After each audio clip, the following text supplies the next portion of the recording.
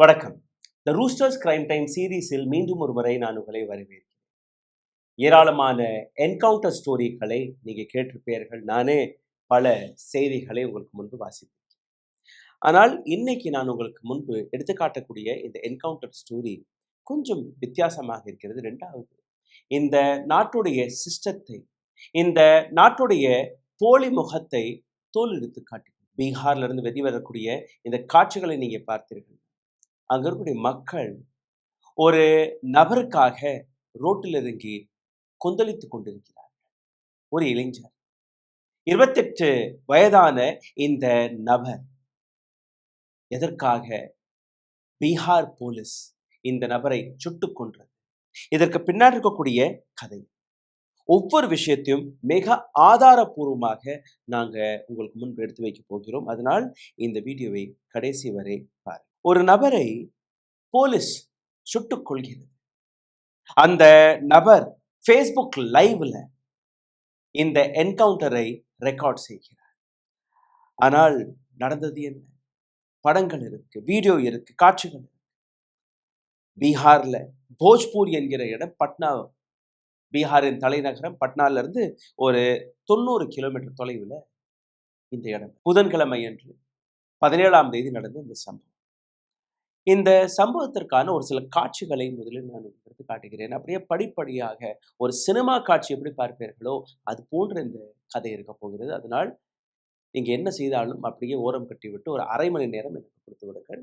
ஆழமான ஒரு டீட்டெயில்ஸை உங்களால் பெற முடியும். ஓ, அப்ப அந்த மிஸ்டர் அண்ட் மிஸ்ஸஸ் பெர்ஃபெக்ட் உண்மையிலேயே வர்த்.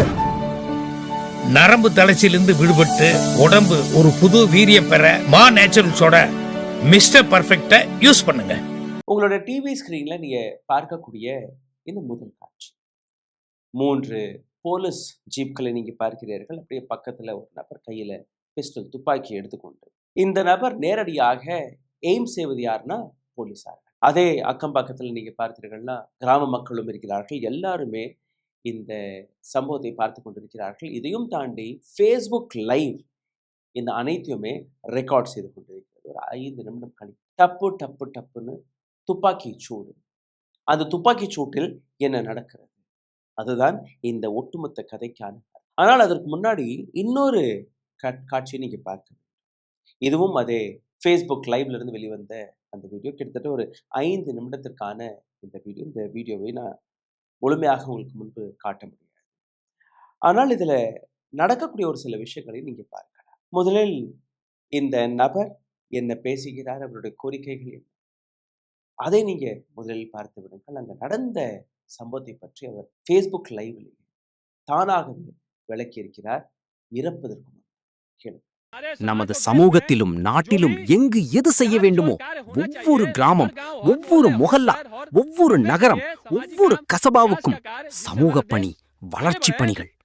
நமது நாடு முன்னேற வேண்டும் எனில் அந்த அனைத்து பணிகளையும் எந்த அலட்சியமுமின்றி, ஊழலின்றி, எந்த தவறான செயலுமின்றி நல்ல முறையில் முழுமையாக நடைமுறைக்கு கொண்டு வர வேண்டும். இது முழுமையாக தரைமட்டத்தில் இருக்கும்போது இந்த கோரிக்கை எப்படி நிறைவேறும்? நீங்கள் சொல்லுங்கள். நிறைவேறும் என்று சொன்னீர்கள். சரி, நிறைவேறும் என்றால் என்ன அர்த்தம்? சரி, உங்களால் சொல்லப்பட்டது என்னவென்றால், ஆயுதங்களை கீழே வைத்துவிட்டு என்னிடம் வாருங்கள், கேளுங்கள். ஆயுதங்களை கீழே வையுங்கள், கேளுங்கள். இப்போது வைக்க மாட்டோம் என்று சொல்கிறார்கள். கேளுங்கள், இன்னும் பேச்சு முடியவில்லை. சரி, இவர்களிடம் சொல்கிறேன், கோரிக்கைகள் நிறைவேற்றப்படும். உங்கள் பேச்சை எழுத்து வடிவிலோ அல்லது வாய்மொழி வடிவிலோ மேலே கொண்டு செல்லப்படும். இதில் என்ன பிரச்சனை? ஆகவே ஆயுதங்களை கீழே வைப்பதில் எனக்கு எந்த பிரச்சனையும் இல்லை. என் கோரிக்கைகள் நிறைவேற்றும் போது ஆயுதங்களை கீழே வைத்து விடுவேன். இதில் எந்த பிரச்சனையும் இல்லை. ஆனால் இதற்கு பிறகு இவர்கள் ஏதாவது ஏமாற்று செய்தாலோ, பொய் சொன்னாலோ அல்லது வேறு எதையும் செய்தாலோ சமூகமும் நாட்டு மக்களும் புரிந்து கொள்ள வேண்டும் இப்படிப்பட்டவர்களுக்கு என்ன சிகிச்சை கொடுக்க வேண்டும் என்று. நான் உயிரோடு இருந்தால், என்னுடன் தவறு செய்யவில்லை என்றால் நான் வருவேன். அதன் பிறகு என்னாலும் ஏமாற்று என்பதே நிரூபிக்கப்படும். நீருக்கு நீர் போல் இருக்காது.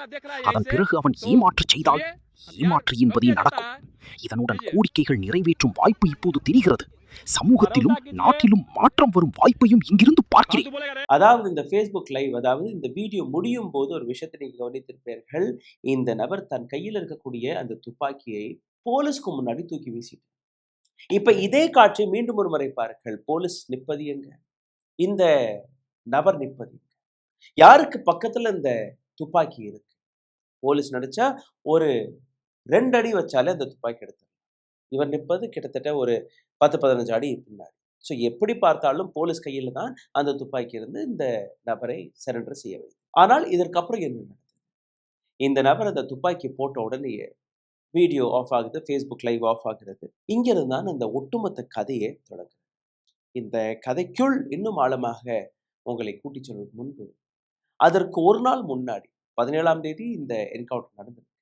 ஆனால் 16ஆம் தேதி என்ன நடந்தது? அதையும் நீங்க பார்க்க வேண்டும்.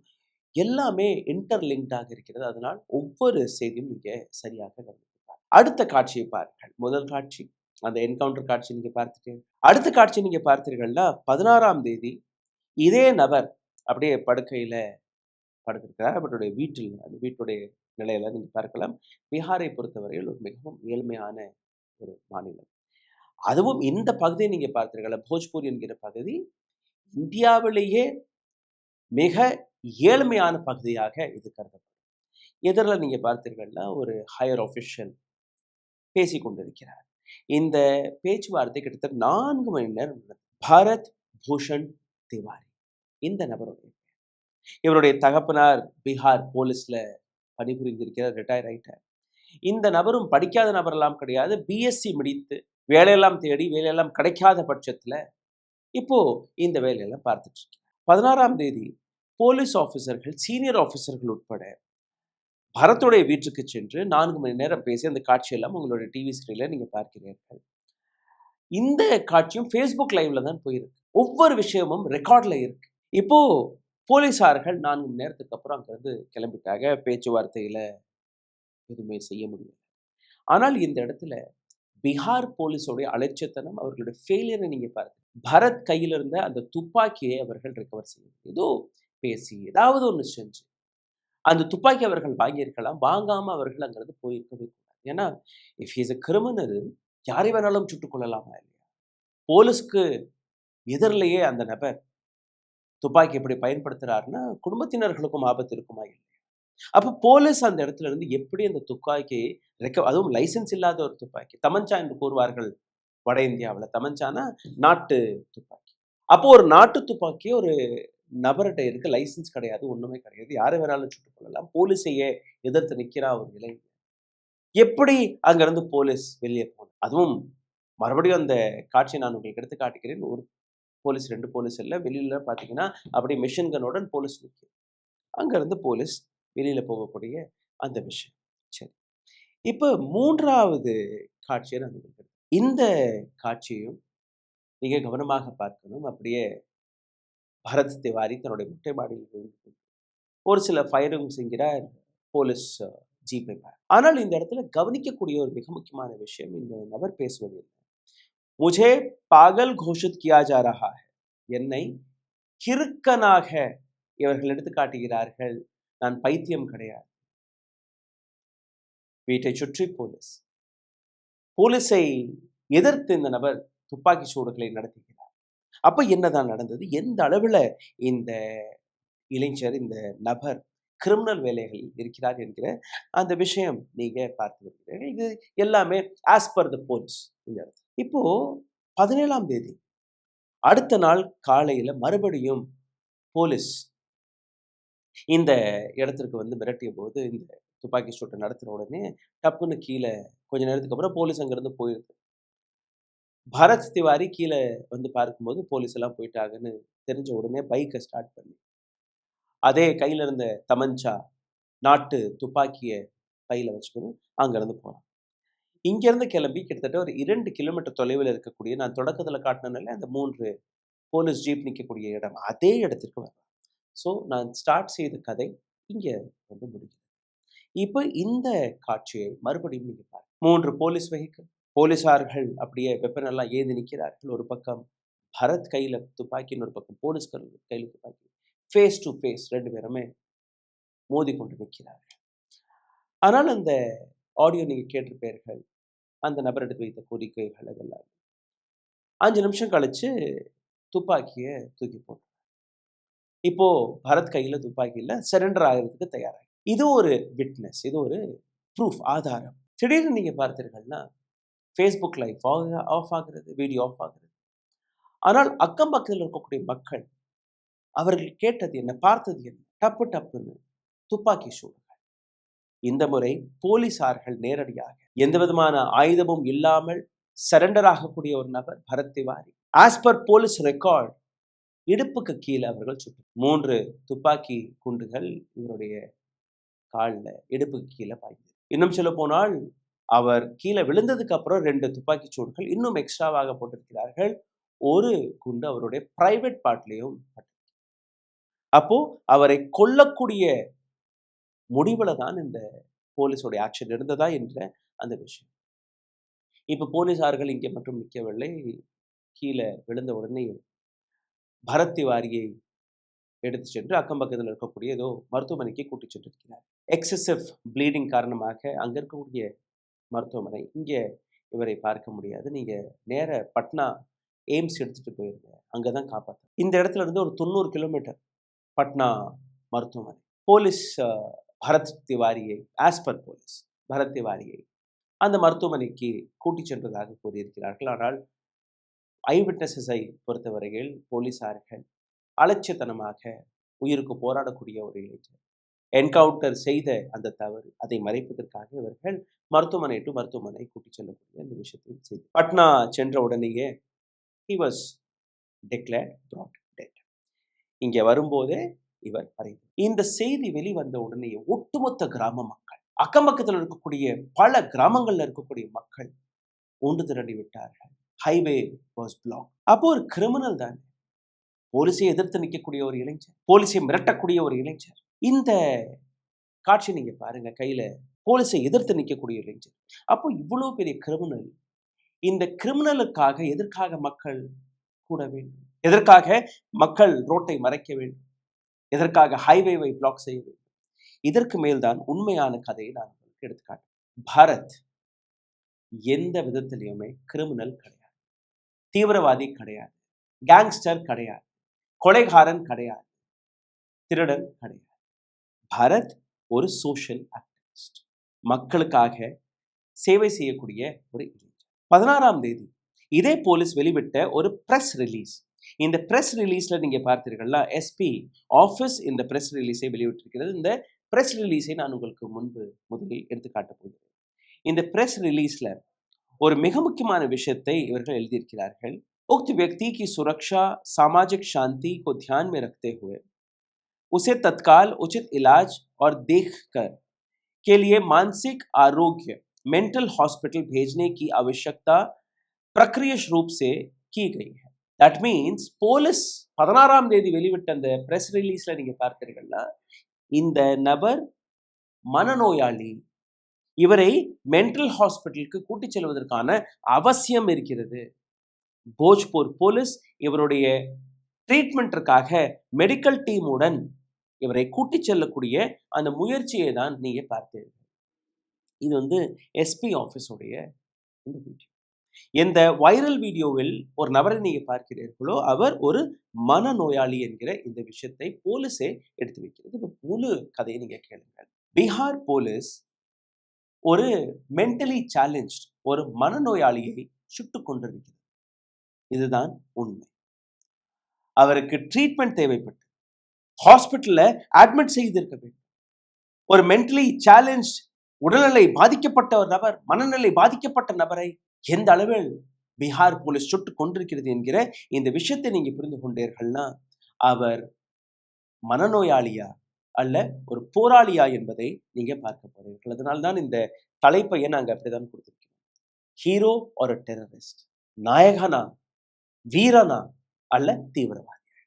இந்த வீடியோவின் கடைசியில் நீங்களே அதற்கான பதிலை கொடுப்பீர்கள். அதற்கு இன்னும் ஒரு சிறிய கோரிக்கை, இந்த சேனலை தொடர்ந்து முடக்கக்கூடிய வேலையை பார்த்து வருகிறார்கள். காரணம், நாங்கள் காட்டக்கூடிய இது போன்ற உண்மைகள் உங்களிடம் சேரக்கூடாது. இந்த சேனலை சப்போர்ட் செய்ய நினைக்கக்கூடிய நபர்கள் நீங்க செய்ய வேண்டிய ஒரு சில சாதாரணமான விஷயம், லைக், ஷேர், சப்ஸ்கிரைப் பட்டனை தட்ட மறக்காதீர்கள். உங்களோட கேள்விகளை, கருத்துக்களை கீழே கமெண்ட் பாக்ஸில் எதுவும் புரியவில்லையா, ஹாய், ஹலோ, வணக்கம், ஏதாவது ஒரு வார்த்தை கீழே எழுதி இதையும் தாண்டி பொருளாதார ரீதியாக எங்களை சப்போர்ட் செய்ய நினைக்கக்கூடிய நபர்கள் அருகில் இருக்கக்கூடிய QR கோடை பயன்படுத்தி உங்களால் முடிந்த உதவியை நீங்கள் தெரிவிக்கலாம். Now I'll come back to the story. கதைக்கே மறுபடியும் திரும்ப. பரத் திவாரியோடைய டிமாண்ட்ஸ் என்ன கோரிக்கைகளை அவர் எடுத்து வைத்தார்? எதற்காக அவரை சுட்டுக் கொன்றார்? பரத் திவாரி இதே போஜ்பூர் ஏரியாவில் வசிக்கக்கூடிய ஒரு இளைஞர். தகப்பனார் போலீஸ்ல, பீகார் போலீஸ்ல வேலை பார்த்து ரிட்டையர் ஆகிறார். நல்ல படிக்கக்கூடிய ஒரு மாணவர். BSc வரை படித்து பட்டமெல்லாம் வாங்கி.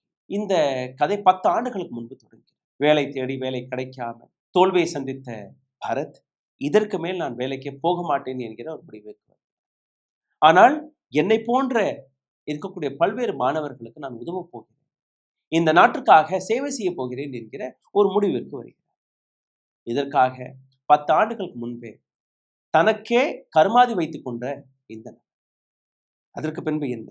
எனக்கு திருமணம் வேண்டாம், குடும்பம் வேண்டாம், எனக்கு சொந்தக்காரர்கள் வேண்டாம், எல்லாருமே என்னுடைய மக்கள் தான், மக்களுக்காக நான் போறேன்.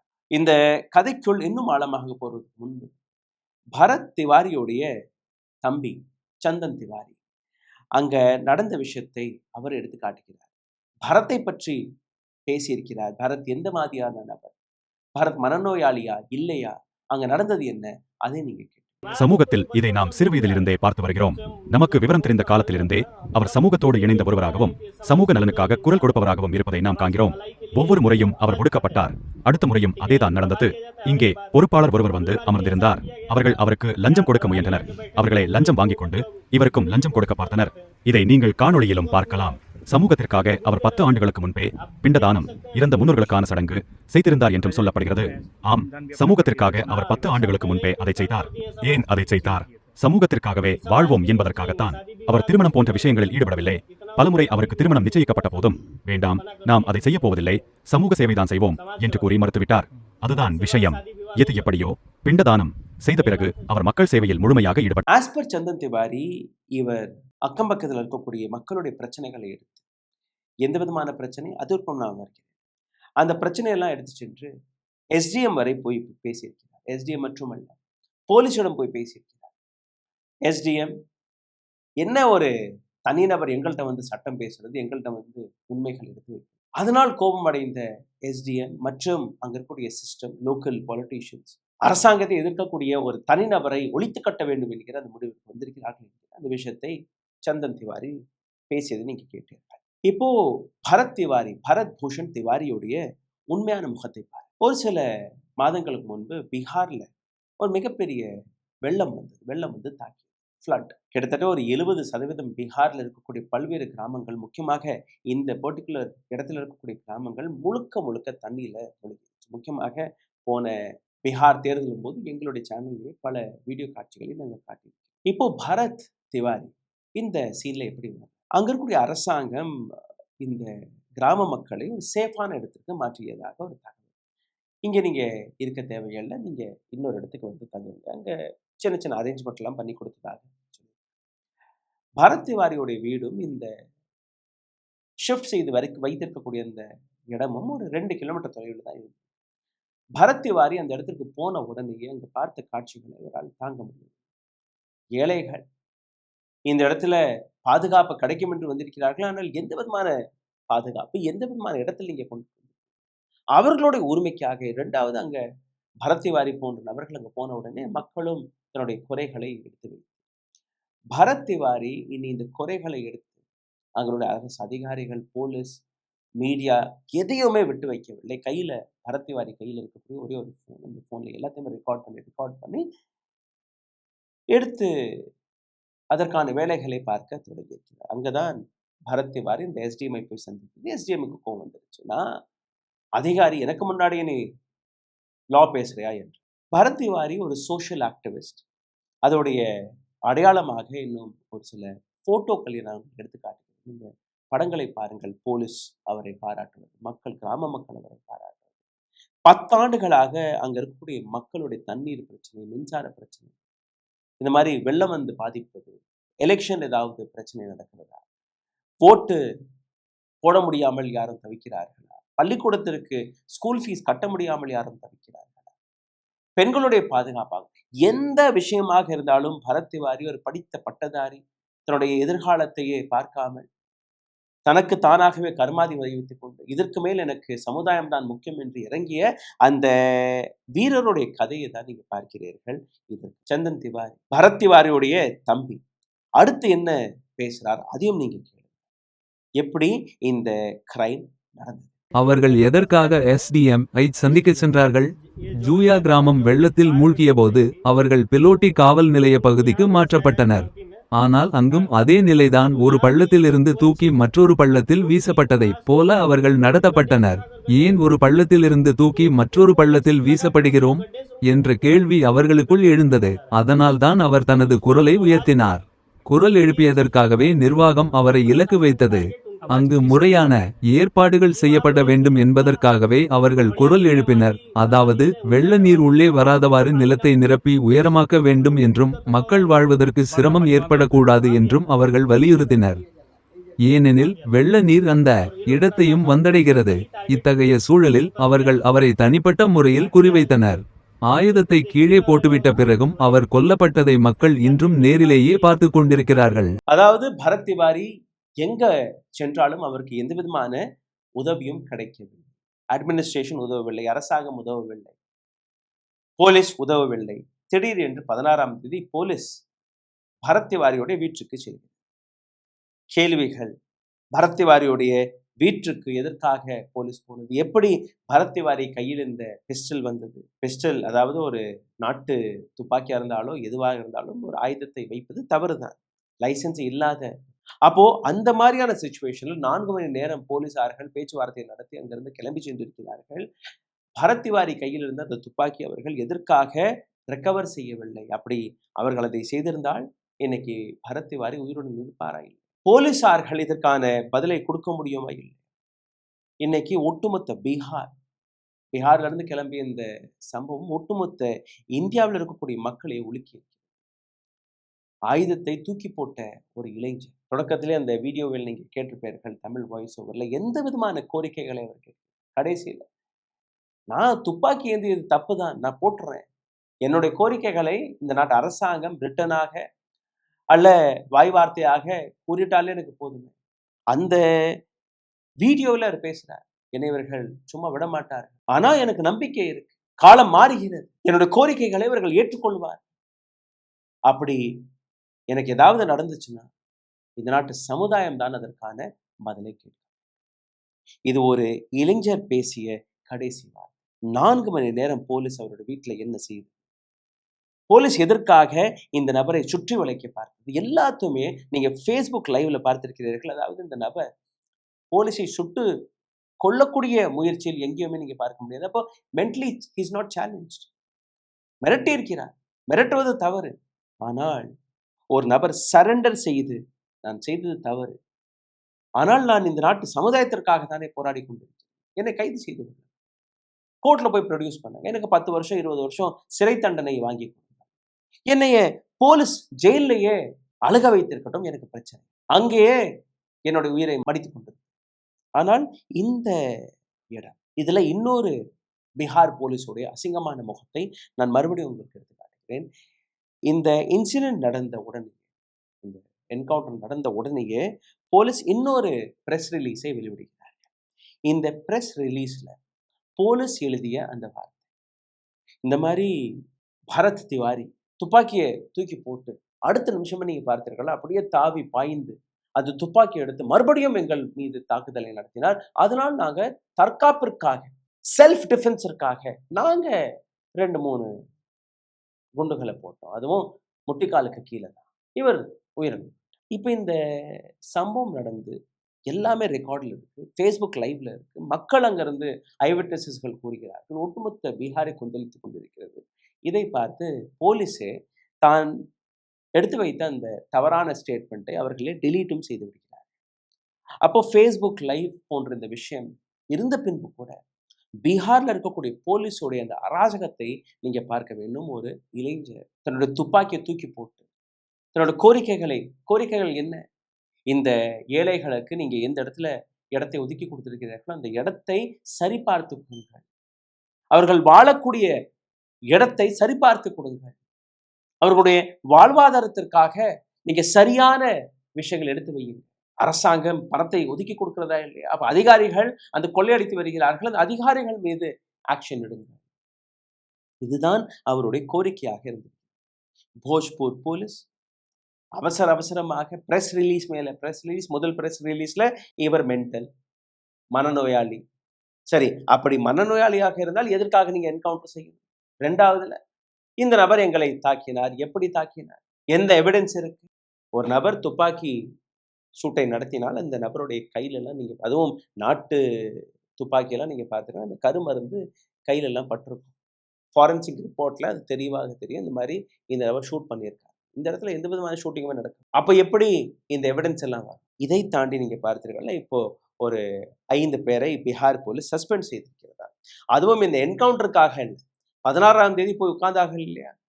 16ஆம் தேதி 4 மணி நேரம் பேசி அவரை சமாதானப்படுத்த முடியவில்லையாம், அதனால அவர்கள் இது டிஸ்மிஸ் செய்திருக்கிறார்கள், சஸ்பெண்ட் செய்து. இந்த என்கவுண்டரை பற்றி யாருமே பேசவில்லை. என்னுடைய பார்வையில் இது ஒரு திட்டமிடப்பட்ட கொலை. இந்த இடத்தில் 3 துப்பாக்கி சூடு நடந்திருக்கிறது. 3 குண்டுகள் அவருடைய உடம்பில் பாய்ந்து. As per police report, unofficially it is fine. Police என்ன சொல்லுது? அவர் ஒரு மனநோயாளி. யார் இங்க மனநோயாளி? போலீஸா அல்ல பரத் திவாரி? யார் இங்க கிரிமினல்? யார் இங்க தீவிரவாதி? யார் இங்க குற்றவாளி? நீங்களே முடிவெடுங்கள். இது மட்டுமல்ல, இன்னைக்கு இந்த நாட்டில் இருக்கக்கூடிய நிலையும் நீங்க பார்க்கணும். அரசாங்கத்தை தட்டி கேட்டாலும், அரசாங்கத்தை பார்த்து கேள்வி கேட்டாலும், ஆன்டி நேஷனல் அர்பன் நக்சல், அவர்கள் மீது UAPA போன்ற வழக்கு, NSA போன்ற வழக்கு. ஓமர் காலித் இன்னைக்கு எங்கே இருக்கிறார்? கான் சார், ஏழை குழந்தைகளுக்கு இலவசமாக பாடம் நடத்தக்கூடிய நபர் எங்கே இருக்கிறார்? சோனம் வாக்சு இப்பதான் வெளியில வந்தார். கனையா குமார் போன்ற மாணவர்கள் எங்க இருந்தார்கள்? அப்போ UAPA, NSA போன்ற வழக்குகளை போட்டு சிறையில் அடைப்பது இந்த நாட்டுடைய புதிய மாடலாக மாறி, கடந்த 12 ஆண்டுகளாக இது ஒரு பேட்டர்னாக மாறிவிட்டது. பரத் திவாரி வெறும் 28 வயதான ஒரு இளைஞர், ஒரு ஆக்டிவிஸ்ட். கிராமத்தில் இருக்கக்கூடிய பிரச்சனைகளை எடுத்து வைப்பது மட்டுமல்லாமல் அவர்களுக்காக சேவை செய்து கொண்டிருக்கக்கூடிய ஒரு நபர் போலீஸோடைய என்கவுண்டர்ல 17ஆம் தேதி சரண்டர் ஆனதற்கு பின்பு சுட்டுக் கொல்லப்படுகிறார் என்றால் 4-5 போலீசார்களை மட்டுமே சஸ்பெண்ட் செய்வது அது அவருக்கு கிடைத்த ஜஸ்டிஸா? இந்த நாட்டுடைய இன்னொரு நிலையை நான் உங்களுக்கு எடுத்து காட்டுகிறேன். இந்த டேட்டாவை நீங்க பார்த்தீர்கள், உங்களுக்கு புரிய வரும். போலீஸ் 813 ரெஜிஸ்டர்ட் ஏப்ரல் மாதத்திலிருந்து மார்ச் மாதம், ஏப்ரல் 2016 இருந்து 2022ஆம் ஆண்டு வரை 813 என்கவுண்டர்ஸ்கள் நேஷன் வைட் நடந்திருக்கு, நாடு முழுவதும். அப்போ 3 நாளைக்கு ஒரு என்கவுண்டர் இந்தியாவில் நடக்குது. உத்தரப்பிரதேசத்துல மட்டும் 17,000 என்கவுண்டர் ஆபரேஷன்ஸ் கடந்த 9 ஆண்டுகளில் நடந்திருக்கு. 300 கிரிமினல்ஸ்களை கொன்றதாக கூறியிருக்கிறார்கள். 18 போலீஸ் ஆபீசர்களும் சுட்டுக் கொல்லப்பட்டதாக கூறியிருக்கிறார்கள். NHRC உடைய ஃபைண்டிங் நீங்க பார்த்தீர்கள்னா, இன்வெஸ்டிகேஷன் 230க்கும் மேற்பட்ட கேசஸ்கள்ல அந்த தடயங்கள், நான் சொன்னேன் இல்லையா, இந்த துப்பாக்கி சூடு நடத்தும் போது இந்த கருமருந்தெல்லாம் கையில பட்டுரும். கருமருந்தை விட்டுருங்க, எந்த துப்பாக்கி எவிடன்ஸாக எடுத்து வைத்தார்களோ அந்த எவிடன்சஸ்கள்ல அவர்களுடைய ஃபிங்கர் பிரிண்ட் கூட கிடையாது. கோவிட் காலகட்டத்தில் இந்த கிரைம் எல்லாம் குறைஞ்சதாக நீங்க பார்த்திருப்பீர்கள். ஆனால் கோவிட் காலகட்டம் முடிஞ்ச உடனேயே இந்த கிரைம் ரேட் அப்படியே அதிகரிக்கிறது. இந்த இடத்துல எந்த நபரை கிரிமினலாக எடுத்து வைத்து ஒரு அரசாங்கம் ஒரு இளைஞரை சுட்டுக் கொண்டிருக்கிறதோ அந்த மாநிலத்துடைய தலைமையில் இருக்கக்கூடிய நபர், சீஃப் மினிஸ்டர், அவருடைய ஜாதகத்தையும் கொஞ்சம் பிரட்டிப்பார். 15ஆம் தேதி ஏப்ரல் மாதம் 2026ஆம் ஆண்டு BJP ஒரு நபரை அங்க சீஃப் மினிஸ்டராக பதவியேற்க வைக்கும். சம்ராட் சௌத்ரி என்கிற இந்த நபர் 1995ஆம் ஆண்டு தாராப்பூர் இந்த இடத்துல இந்த நபர் கிட்டத்தட்ட 7 நபர்களை கொலை செய்ததாக அந்த கொலை வழக்கு இந்த நபர் மீது இருக்கிறது. Case number 44/1995. நீங்க கூகுள்ல போய் சர்ச் செய்து பாருங்கள். 1995 தாராப்பூர் மல்டி மர்டர் கேஸ். உங்களுக்கு இந்த விவரம் தெரியும். இது மட்டுமல்ல, இந்த நபர் 6 மாதங்கள் வரை சிறையில் இருந்து பணத்தெல்லாம் கொடுத்து வெளியில வந்துட்டார் பெயில்ல. அந்த கேஸ் இன்னைக்கு வரை அப்படியே இருக்கு. கிட்டத்தட்ட 15-20 ஆண்டுகள் வரை அந்த கேஸ் நடந்திருக்கு. அப்புறம் கேஸ் எல்லாம் நடத்தாமல் இந்த நபர் அரசியல வந்துட்டாரு, பெரிய இடத்துல. அப்பவும் ஒரு தேர்தல் பிரச்சாரத்தில் நடந்த பிரச்சனை தான் அந்த இடத்துல இந்த நபர் சுட்டுக் கொன்ற விஷயம். இது மட்டும். பிரசாந்த் கிஷோர், இந்த நபருடைய பல்வேறு விஷயங்கள் எடுத்து வைத்திருக்கிறார். பிரசாந்த் கிஷோர் இன்னைக்கு பீகார் முழுவதும் போராடி கொண்டிருக்கிறார். ஒரு கிரிமினல் இந்த மாநிலத்துடைய சீஃப் மினிஸ்டராக இருக்கும்போது எப்படி இந்த மாநிலத்தில் நீதி நியாயத்தை நீங்க எதிர்பார்க்க முடியும் என்கிற அந்த விஷயத்தை, நரேந்திர மோடியின் டபுள் இன்ஜின் கி சர்க்கார், நரேந்திர மோடியின் தேர்வு செய்யப்பட்ட ஒரு chief minister is a murderer. 7 கொலைகள் இருக்கக்கூடிய மர்டரர். ஐபிசி 324 இந்த நபர் மீது இருக்கு. ஐபிசி 171 ரைட்டிங், ஐபிசி 147 இந்த நபர் மீது, எல்லாமே லைவ்ல இருக்கக்கூடிய கேசஸ். அப்ப சிந்தித்து பாருங்க, எந்த பரத் திவாரியை ஒரு கிரிமினலாக, ஒரு மனநோயாளியாக சித்தரித்து சரண்டர் செய்யப்பட்டதுக்கு பின்பு இந்த நாட்டு போலீஸ் அவரை சுட்டுக் கொள்கிறதோ, இதற்கு பின்னாடி இருக்கக்கூடிய அர்த்தம் யாருமே எங்களை எதிர்த்து பேசக்கூடாது, யாருமே இந்த குண்டாராஜருக்கு எதிராக பேசக்கூடாது. எங்களை எதிர்த்தேர்கள்னா உங்களை நாங்க என்கவுண்டர்ல போட்டு தள்ளி. இது இந்தியாவுடைய புதிய மாடல். சிந்தித்து பாருங்க. நன்றி. ஓ, அப்ப அந்த மிஸ்டர் அண்ட் மிஸ்ஸஸ் பர்ஃபெக்ட் உண்மையிலேயே ஒர்த். நரம்பு தளர்ச்சியிலிருந்து விடுபட்டு உடம்பு ஒரு புது வீரியம் பெற மா நேச்சுரல்ஸோட மிஸ்டர் பர்ஃபெக்ட யூஸ் பண்ணுங்க. ஊடகம் கார்ப்பரேட் அரசியல்வாதிகளின் கைப்பாவையாக அடிமைகளாக இருந்தது போதும். இனி சாட்டை எடுத்து சுழற்றும் நேரம் வந்துவிட்டது. ஊடகம் பொதுமக்களாகிய உங்களுக்காக, உங்களாலேயே இயக்கப்பட வேண்டும். ஊடக சுதந்திரத்திற்காக உங்களின் பங்களிப்பை இன்றே அளித்திடுங்கள்.